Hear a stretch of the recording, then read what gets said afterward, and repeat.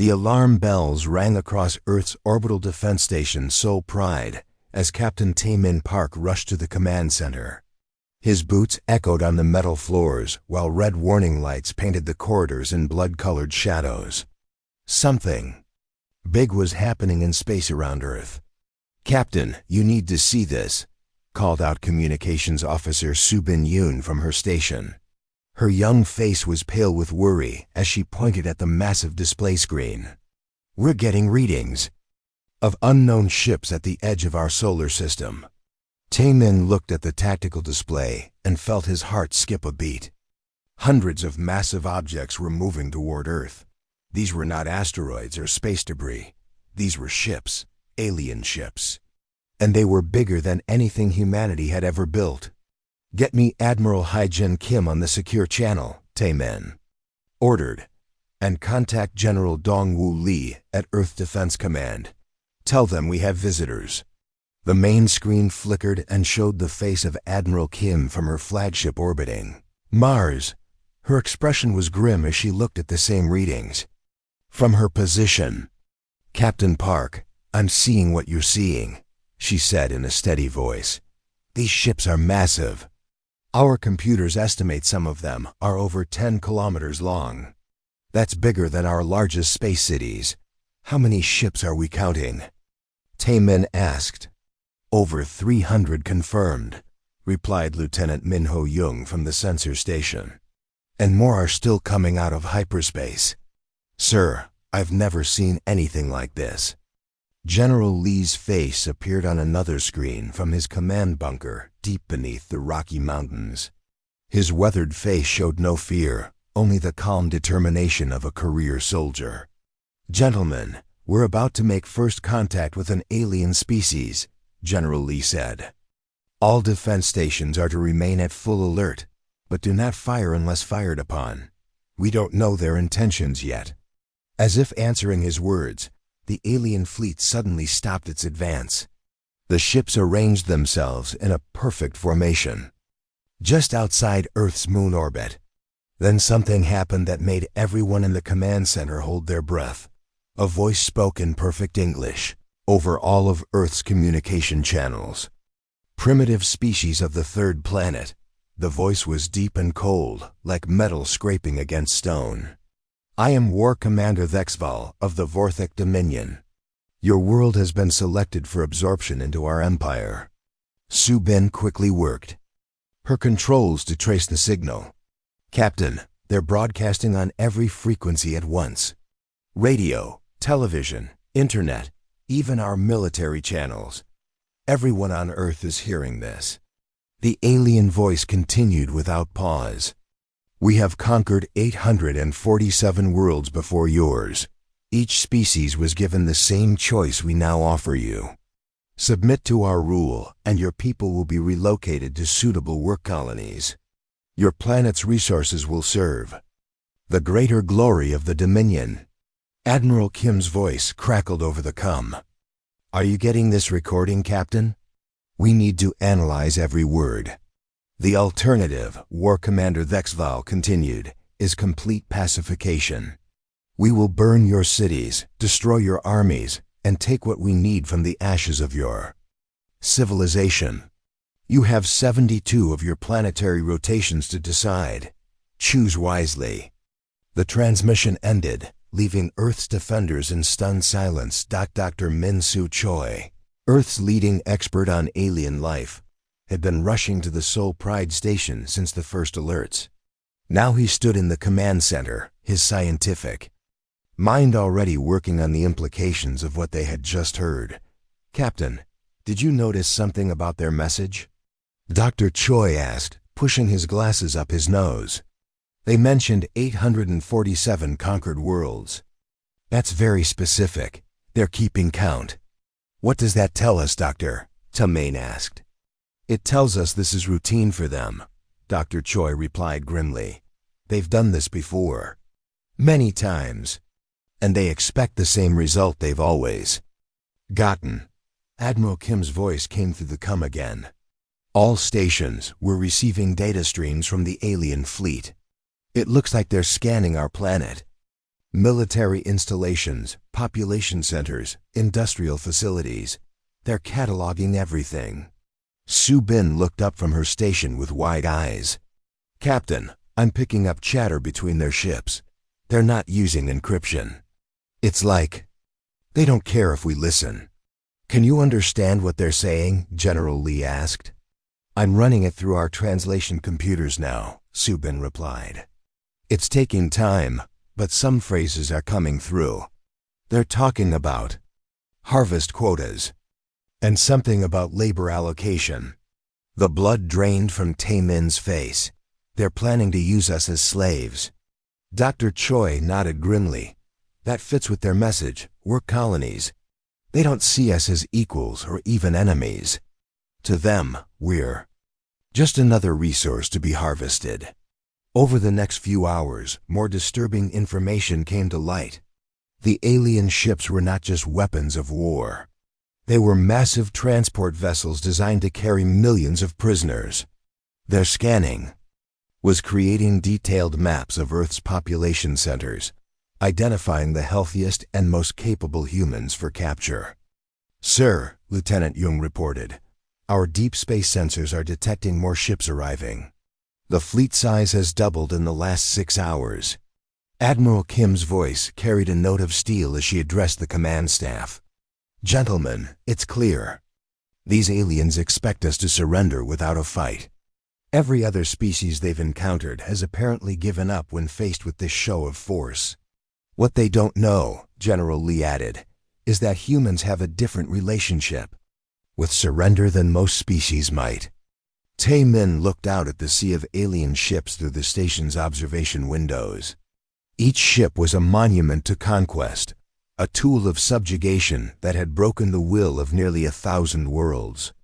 The Vorthik had perfected the art of overwhelming their enemies with sheer impossible odds, but as he watched his crew working with calm efficiency, despite the impossible situation, Tae-min felt something the aliens had probably never encountered before.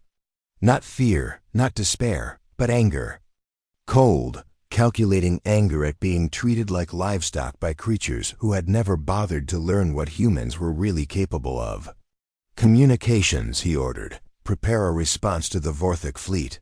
What should I tell them, Captain? Su Bin asked. Tae-min smiled grimly.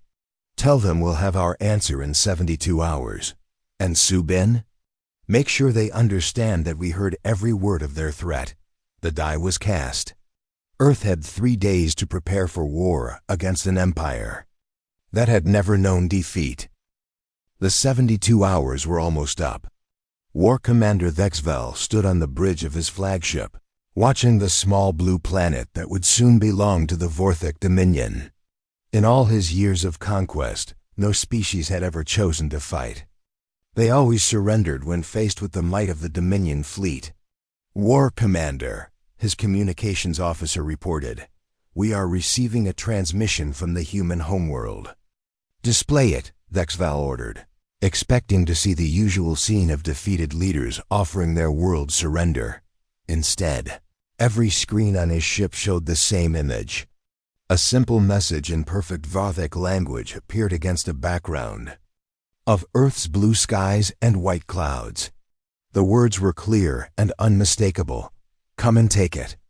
The message was broadcasting from every major city on Earth: New York, London, Tokyo, Seoul, Moscow, and hundreds of other population centers all sent the same defiant response. Instead of surrender, humanity had chosen war. Thexvel stared at the screens in disbelief. What does this mean? Are they surrendering or not? His intelligence officer, a veteran of many conquests, looked confused. War Commander, I believe they are refusing our generous offer. This appears to be a challenge. Impossible, Thexvel growled. No species challenges the Dominion. They must not understand the consequences. But even as he spoke, something was happening in the space around Earth that made his confidence waver. Thousands of small craft were rising from the planet's surface. They were not the massive warships he expected from a spacefaring civilization. These were tiny vessels, smaller than his fighters, moving in coordinated swarms. Commander Ji-hoon. Kang sat in the cockpit of his modified mining ship, leading the first wave of Earth's response. Around him, thousands of other volunteers flew everything from racing craft to cargo haulers. None of them were military vessels, but all of them carried the same burning determination. "All units, this is Dragon Leader," Ji-hoon spoke into his radio. "Remember, we're not trying to win a fair fight. We're trying to show these aliens that humans don't roll over and play dead." His ship, the Soul Dragon, had been an asteroid mining vessel just a week ago. Now it bristled with improvised weapons and armor plating. The mining laser that once cut through rock was now aimed at alien hulls. "Dragon Leader, this is Besenvolf," came the voice of pilot Yoon-suk Kim over the radio. "I count 300 enemy ships. We're outnumbered about 50 to 1. "Good," Ji-hoon replied with grim humor. "That means they won't see us coming until it's too late." The Vorthek fleet had arranged itself in the standard intimidation formation. Massive ships spread out to display their overwhelming power. They were designed to make primitive species lose hope at the sight of such impossible odds. But the swarm of human ships was not behaving like any enemy they had ever faced. War Commander Vexvel watched his tactical display with growing alarm. "Why are they not retreating? Don't they understand they cannot win?" The first wave of human ships reached the outer edge of the Vorthek formation. Instead of engaging in long-range combat like civilized species, they flew straight at the massive alien vessels. Mining lasers, construction tools, and improvised weapons opened fire at point-blank range. Bo Young Han guided her converted cargo hauler beneath the hull of a Vorthek cruiser. Her ship, the Iron Fist, carried a special surprise. The magnetic clamps that once held shipping containers now carried something much more dangerous. "This is for my brother," she whispered, thinking of her sibling who had died in the asteroid belt mines. She activated the magnetic clamps, attaching dozens of mining charges to the alien hull. Then she fired her engines and raced away as the explosives detonated. The Vorthek cruiser shuddered as multiple explosions tore through its armor. Alien crew members screamed in languages Earth had never heard as their mighty warship began to list to one side. "Impossible," Vexvel roared. "How can such small craft damage our ships?" His tactical officer was frantically working his controls. "War Commander, they're using some kind of close-range weapons. Our shields are designed to stop long-range energy beams, not physical explosives attached directly to our hulls." More human ships were swarming around the Vorthek fleet. They moved like angry insects, too small and fast for the massive alien weapons to target effectively. The Vorthek had spent centuries perfecting the art of ship-to-ship combat between large vessels. They had never fought an enemy that brought thousands of tiny craft armed with improvised weapons. Commander Wu Jin Nam coordinated the attack from Earth's hidden command center deep beneath the Korean mountains. His screens showed the battle unfolding in space, and he smiled grimly as he watched the alien fleet struggle to respond to human tactics. "All units, execute Plan Tiger," he ordered. "Show them what happens when they threaten our home." Across the solar system, the second phase of Earth's response began. The aliens had expected Earth's forces to be concentrated around the planet itself. They had not expected humans to have military installations scattered throughout the solar system, hidden bases on asteroids, concealed weapons platforms orbiting Jupiter, and camouflage defense stations near Saturn all came alive at once.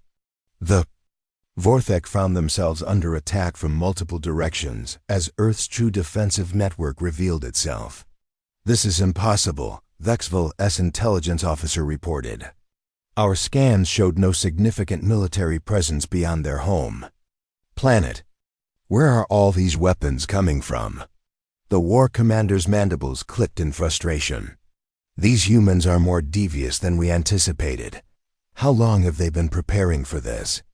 The answer came from an unexpected source, Dr. Minsu. Choi's voice crackled over the alien communication channels.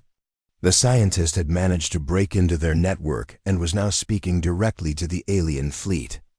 War Commander Vexville, Dr. Choi's voice was calm and professional. You asked how long we've been preparing. The answer is simple. We've been preparing for you our entire history. What do you mean, human? Vexville demanded.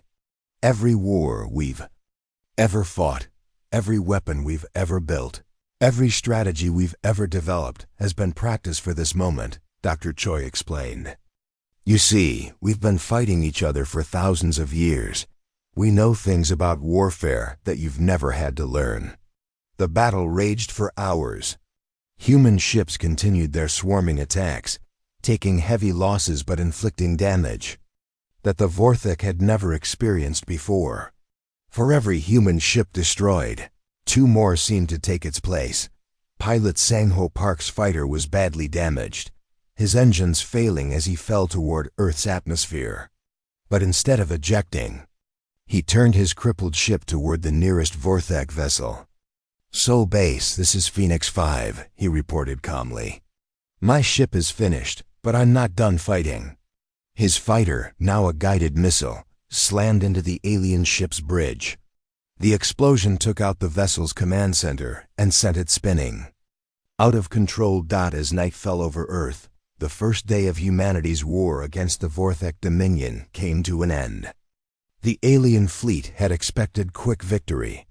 Instead, they found themselves bloodied and confused, facing an enemy unlike any they had ever encountered.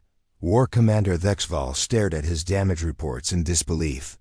In one day, these primitive humans had destroyed or damaged nearly 50 of his ships. No species had ever inflicted such losses on the Dominion.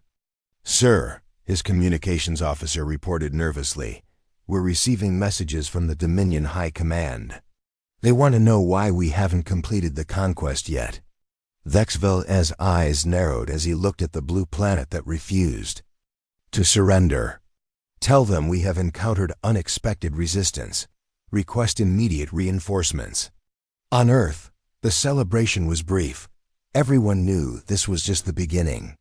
But for the first time in the galaxy's history, an alien empire had learned that humans don't go quietly into the night. The news of Earth's resistance traveled faster than War Commander Vexval could have imagined. Deep in the computer networks of the Vorthek fleet, the Jin-O worked her digital magic. The brilliant hacker had broken into the alien communication systems and was broadcasting something the galaxy had never seen before. This is incredible, she whispered to herself as her fingers flew across the keyboard in her hidden bunker beneath Seoul. On her screens, she could see the alien network spanning hundreds of star systems. Their whole empire is connected. Every conquered world, every slave colony, every military outpost. For 3 days, she had been sending the same message across the Vorthek network. Video footage of human ships attacking the mighty alien fleet. Images of Vorthek cruisers burning in space. Records of aliens calling for help as their supposedly invincible armada fell back in confusion. The effect was immediate and electric. On the mining world of Kepler 442b, a species called the Nalari had been enslaved for over 50 years. They worked in the deep mines, digging precious metals for their Vorthek masters. When the footage of Earth's defiance reached their hidden communicators, something stirred in their hearts that had been sleeping for decades.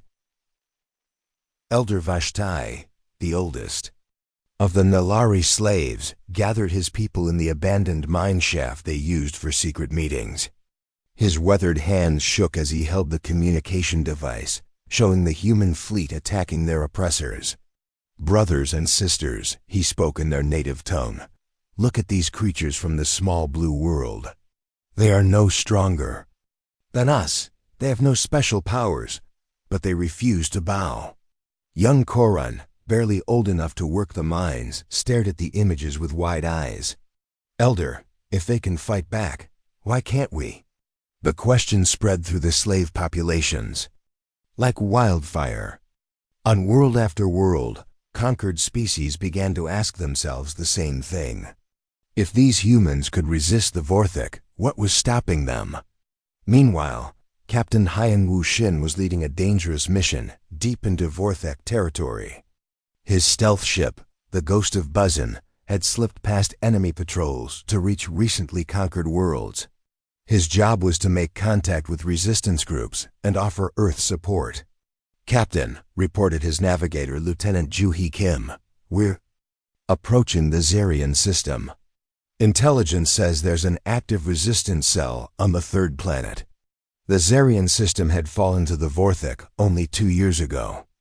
The Zarians were a peaceful trading species who had surrendered after seeing what happened to worlds that resisted. But now, after watching humans fight back, they were reconsidering their choice. Haiyan Wu's ship landed in a hidden valley on Zarian Prime. Within hours, representatives from the underground resistance movement met with him. Their leader, a tall being with blue-scaled skin, spoke in broken but determined English. "Human captain, we see your people fight. We want to fight too.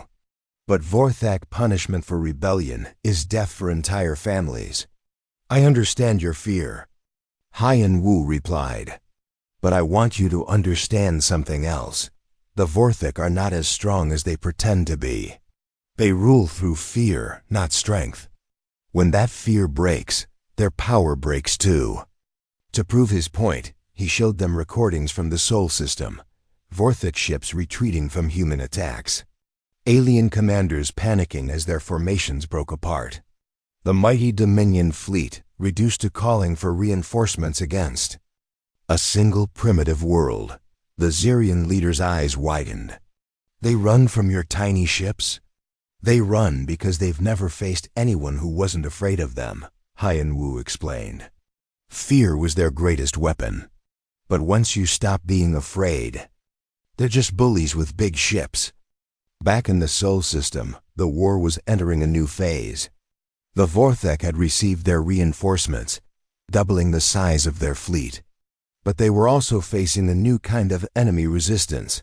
Commander Yoon-ji Kim stood in the command center of the Olympus Station, humanity's secret base built inside one of Mars' largest mountains. Around her, dozens of technicians monitored the defense of the Red Planet's colonies. "Commander, enemy landing craft are approaching Colony 7, reported Sergeant Min-Ki Lee. "They're attempting a ground assault." "Let them come," Yoon-ji replied. With a cold smile, Colony 7 is ready for visitors. The Vorthik ground forces were used to easy victories. Most species surrendered before ground combat even began. Those that didn't usually fought in organized formations that could be easily defeated by superior Vorthik technology and tactics, but humans had learned different lessons from their long history of warfare. As the alien dropships landed near Colony 7, they found what appeared to be an abandoned settlement. Buildings stood empty, vehicles sat silent, and no defensive positions were visible. The Vorthik commander, certain of easy victory, ordered his troops to secure the colony. They walked into the most sophisticated trap humans had ever built. The ground beneath their feet was honeycombed with tunnels. Every building had been rigged with sensors and weapons. The colonists hadn't abandoned their homes. They had turned them into a deadly maze designed to destroy invaders. From hidden positions in the tunnel network, human defenders struck like ghosts. They would appear, fire, and disappear before the aliens could respond. Mining equipment had been converted into weapons of war. Construction mechs became walking tanks. Even farming tools became instruments of destruction. The Vorthik troops, trained for conventional warfare, found themselves fighting an enemy that refused to fight fair. Humans used every dirty trick they had learned in centuries of conflict. Booby traps, ambushes, false retreats, and coordinated strikes that left alien forces confused and demoralized. "This is Commander Kethver to Fleet Command," the alien ground commander reported desperately. "These humans don't fight like any species we've encountered. They use the terrain itself as a weapon. Request immediate orbital bombardment of the entire colony. But even orbital bombardment was not the solution the Vorthik expected. The human tunnels went deep underground, and the colonists had prepared for this possibility. They emerged from their shelters to continue the fight, turning the bombed ruins into an even more dangerous battlefield. News of the Mars. Fighting spread through both the Human Resistance Network and the Vorthak military communications. Species across the galaxy learned that ground invasion of human worlds was just as dangerous as space combat. On the slave world of Wriggle 5, the native Karathi people watched the Mars battle footage in amazement. These humans had turned their own cities into weapons. They fought from the shadows like spirits of vengeance. Karathi resistance leader Zethmak addressed his people through hidden communicators. Look how they fight. Not for glory or conquest, but for their homes and families. This is how free people defend what they love. The psychological effect rippled through the galaxy. The Vorthak had built their empire on the belief that resistance was futile. But Earth's example was proving that even the mightiest empire could be challenged by people who refused to accept defeat. Admiral Hai-Jin Kim received reports from across human space. Vorthak patrol ships were being attacked by improvised resistance groups. Supply convoys were disappearing. Garrison forces on occupied worlds were requesting reinforcements as local populations began to rebel. "Sir," reported Captain Tamin Park from his position at So Pride Station, "we're receiving messages from 17 different star systems. All of them want to coordinate with our resistance efforts." The Admiral smiled grimly. "The fire is spreading." War Commander Thexval wanted to make an example of Earth. "Instead, we're making an example of his empire." Across the galaxy, the Vorthak Dominion was learning a harsh lesson. They had built their power on the assumption that fear would always triumph over hope. But now, a small blue planet had shown the galaxy that some species would rather burn than bow. The empire that had conquered nearly 1,000 worlds was about to discover that keeping those worlds was much harder than taking them had been. War Commander Thexval stood on his bridge, staring at the reinforcement fleet that had just arrived in the Sol system. The doomed fleet had come to end this embarrassing resistance once and for all. 50 massive vessels, each one capable of cracking a planet's surface, arranged themselves in perfect formation around his command ship. "War Commander," his tactical officer reported, "the doomed fleet is ready to commence planetary bombardment." Admiral Vector requests permission to begin the destruction of the human homeworld. Thexval nodded grimly. He had lost too many ships to these stubborn humans. Their resistance had inspired rebellions across 12 star systems. The High Command demanded results, and the doomed fleet would provide them. "Signal Admiral Vector," he commanded. "Begin planetary bombardment. Make an example of this world that the entire galaxy will remember." The massive ships of the doomed fleet moved into position above Earth. Their planet-killer weapons began to charge, preparing to turn humanity's homeworld into a lifeless rock. These weapons had destroyed civilizations, turned garden worlds into ash, and ended the dreams of countless species. But what the Vorthik did not know was that humanity had been preparing for this moment since the first alien ship appeared in their system. Deep in a hidden facility beneath the Swiss Alps, Dr. Sujin Lee watched her screens with calm determination. Around her, dozens of technicians monitored systems that the aliens could never have imagined. Project Prometheus had been humanity's most secret weapon, a plan so ambitious that even Earth's own military leaders had called it impossible. "Dr.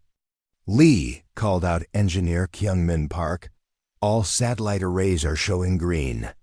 Solar collection fields are at maximum efficiency. We're ready to begin." Sujin nodded and opened a communication channel to Admiral Hai-Jin Kim. "Admiral, this is Prometheus Control. We have target lock on the doomed fleet, requesting permission to fire." "Permission granted, Doctor," came the Admiral's steady voice. "Show them what happens when they threaten our sun." For months, humanity had been secretly building a network of satellites around their star. Not weapons in the traditional sense, but collectors and folk users that could channel the sun's own energy into a directed beam. They had turned their star itself into the ultimate weapon. All stations, this is Prometheus Control, Sujin announced. Operation Solar Fury is now active, firing in 10 seconds. The Doom Fleet was in perfect position above Earth, their massive hulls blocking out portions of the sky as they prepared to end human civilization. Admiral Vector stood on his flagship's bridge, watching the targeting systems lock onto major population centers. "This will be our greatest victory," he declared to his officers. "When word spreads that we destroyed the homeworld of the species that dared to resist us, no world will ever challenge the Dominion again." But as he spoke, something extraordinary began to happen in the space between his fleet and the sun. The solar collection satellites, invisible to Vorthak sensors because they appeared to be simple communication devices, suddenly aligned in perfect formation. Hundreds of focusing arrays turned toward the Doom Fleet, and the raw power of Earth's star began to flow through them. "What is that light?" Admiral Vector demanded as his bridge was suddenly bathed in brilliant golden radiance. His science officer frantically worked his instruments. "Admiral, I'm detecting massive energy buildup from the direction of the system's star. The readings are impossible. It's as if the star itself is focusing its energy." That was exactly what was happening. The concentrated fury of Sol, channeled through humanity's hidden network, struck the Doom Fleet like the hammer of an angry god. Ships that had survived the destruction of worlds vanished in seconds, their hulls vaporized by temperatures that matched the core of the sun itself.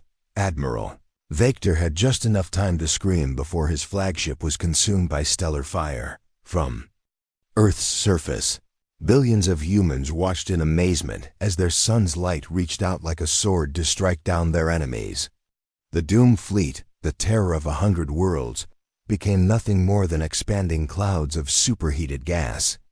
"My God," whispered Captain Taemin Park from Seoul Pride Station. "We actually did it. We turned our star into a weapon." War Commander Thexval watched in horror as his reinforcements were destroyed in minutes. The Doom Fleet, which had never known defeat, had been annihilated by weapons beyond his understanding.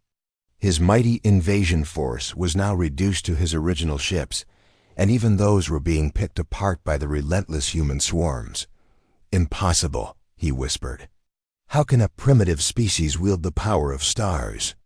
Dr. Min Soo Choi's voice crackled over the communication channel again.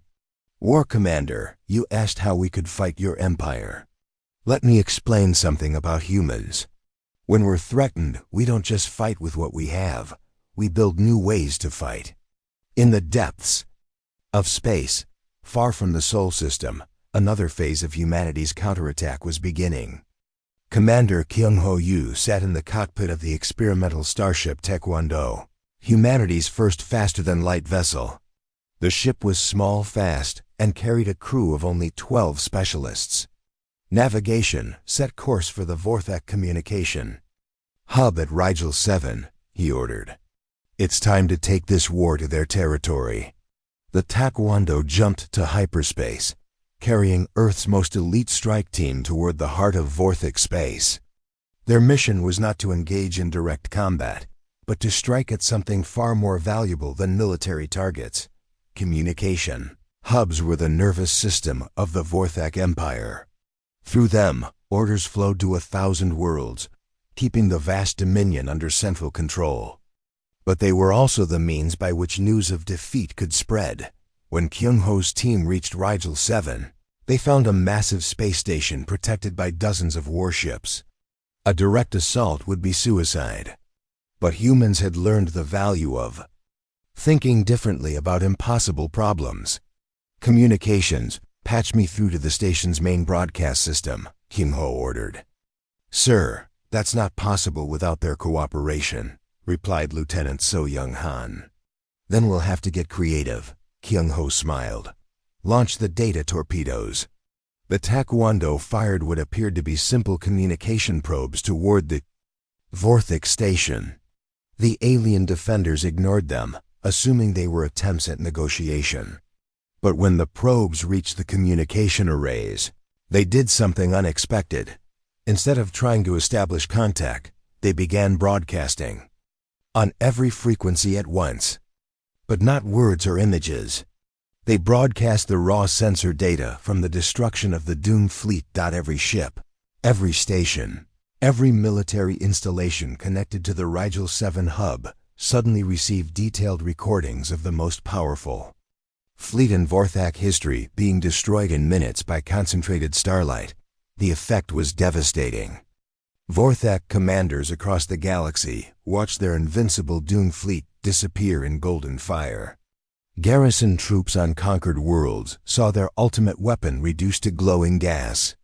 The message was clear: if humans could destroy the doomed fleet, no Vorthak force was safe. Back on Earth, Ambassador Na Young Choi was coordinating with resistance movements across the galaxy through the quantum communication network that the Jin-O had established. Species that had lived under Vorthak rule for decades were rising up, inspired by humanity's impossible victory. "This is Nalari Command to Earth Base," came a transmission from the mining world where Elder Vashtai had first seen human resistance. "Footage, we have liberated our world. The Vorthik garrison has surrendered. We are free." Similar messages poured in from dozens of star systems. The Zirians had captured their orbital stations. The Karathi had driven Vorthak forces from their homeworld. Species after species was throwing off the chains of the Dominion. "Earth control to all liberated worlds," Na Young broadcast. "Congratulations on your freedom. Remember, we stand together now. What threatens one of us threatens all of us." War Commander Thexvel received the reports of rebellion with growing despair. Half his empire was in revolt. His communication networks had been compromised. His greatest weapons had been destroyed by creatures he had dismissed as primitives. "Sir," his intelligence officer reported quietly, "we're receiving orders from High Command. We are to withdraw from the Sol system and regroup at the fortress worlds in the Outer Rim." Vexval stared at the blue planet that had started this catastrophe. Earth hung in space like a jewel, beautiful and defiant. The humans had not just defeated his invasion. They had shattered the very foundation of Vorthik power. "Signal the fleet," he commanded wearily. "We withdraw." As the remaining Vorthak ships limped away from Sol, leaving behind the wreckage of their mighty invasion force, Earth's defenders allowed themselves a moment of celebration. But they knew this was not the end. Admiral Hai-Jin Kim addressed the planet from her flagship. "Citizens of Earth, we have won a great victory today. But the war is not over. We have shown the galaxy that freedom is possible. Now we must help them keep it." The fire that had started on Earth was now burning across the stars.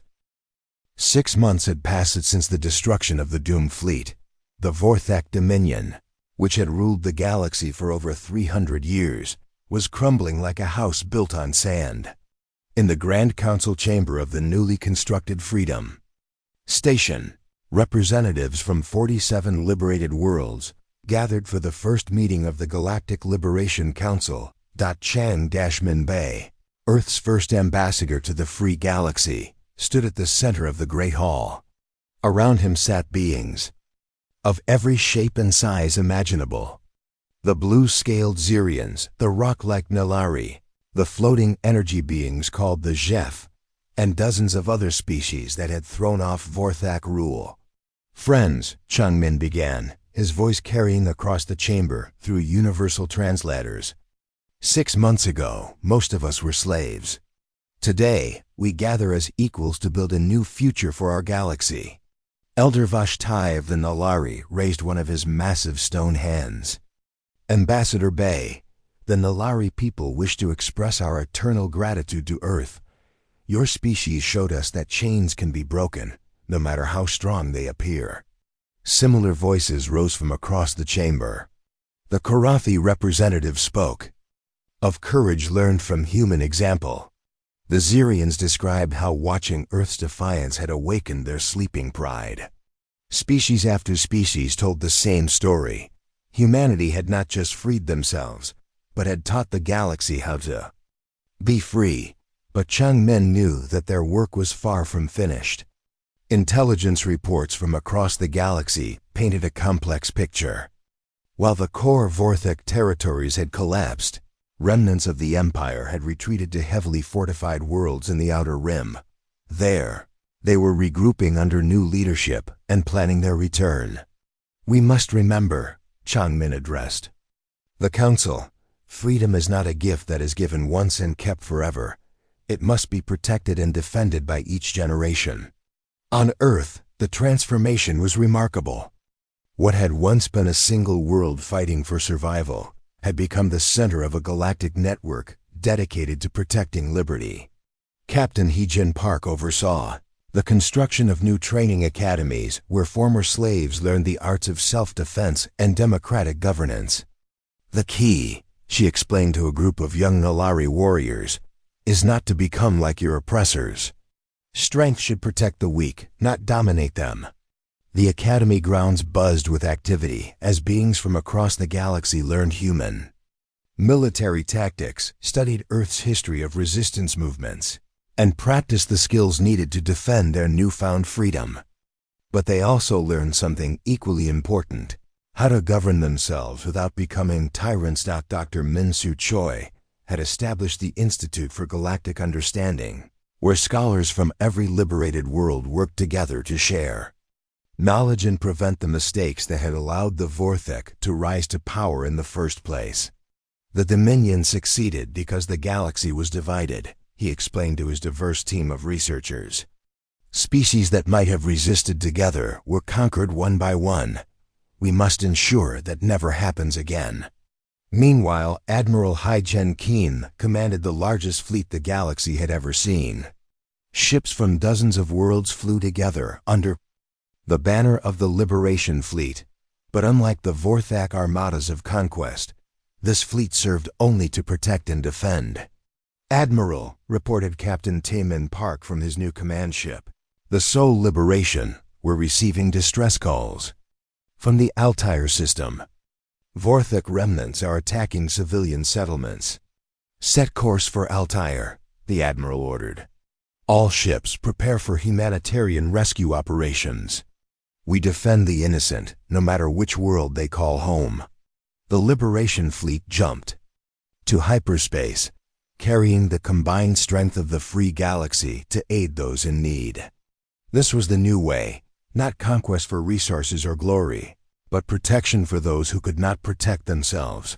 But in the dark reaches of the Outer Rim, a new threat was taking shape. Intelligence Chief Seok-Jin Oh had been tracking Vorthak communications, and what he discovered was deeply troubling. Admiral, he reported during a secure briefing, the remaining Vorthak forces have united under a new leader. Someone calling himself Supreme War Master Dikonol. He's gathering not just Vorthak remnants, but also mercenary forces and criminal organizations. What's his goal? Admiral Kim asked. Revenge, Seok-Jin replied grimly. He's not trying to rebuild the old empire. He wants to destroy every world that supported the rebellion, starting with Earth. The news cast a shadow over the celebrations of freedom.